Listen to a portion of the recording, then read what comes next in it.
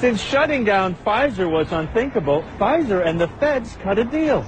And here's how they did it. Pfizer, located here in New York, owns a company named Pharmacia Corporation, which owns another company called Pharmacia and Upjohn LLC, which owns Pharmacia and Upjohn Company LLC, which in turn owns Pharmacia and Upjohn Company Incorporated.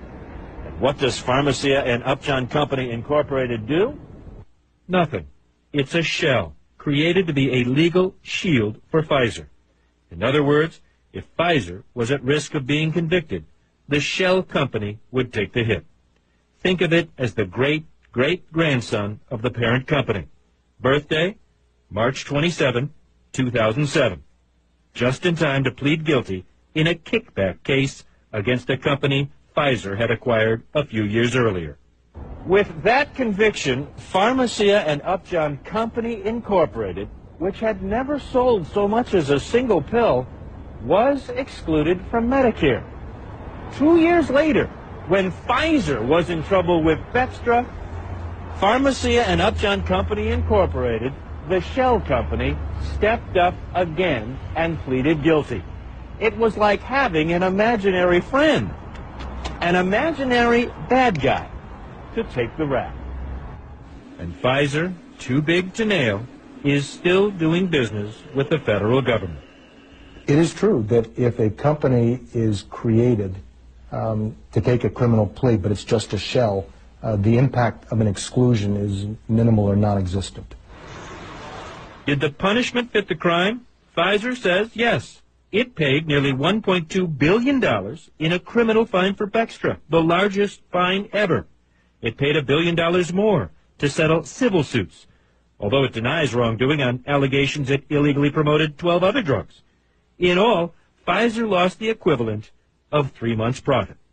But even Mike Laux, who spent more than a decade prosecuting some of the largest drug companies in the country, isn't sure that $2 billion is enough to make Big Pharma clean up its act.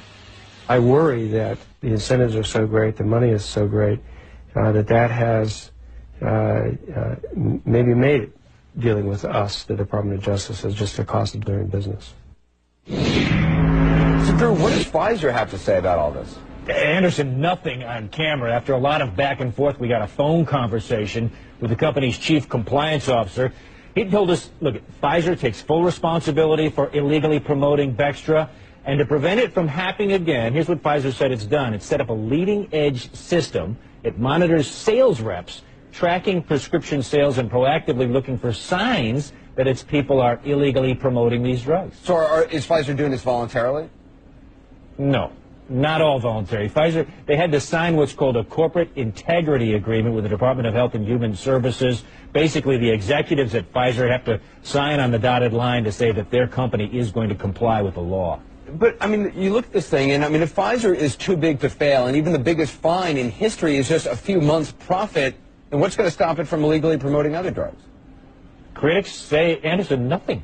Nothing. They think that this is really, even though it's a big, big fine, you know, what, $2 billion, they say, look, it is a cost of doing business. And until, even the prosecutor, until and unless somebody goes to prison, somebody high up goes to prison, and or the company is banned from selling drugs to Medicare or Medicaid, this activity, like it has in the past with so many other companies, will continue.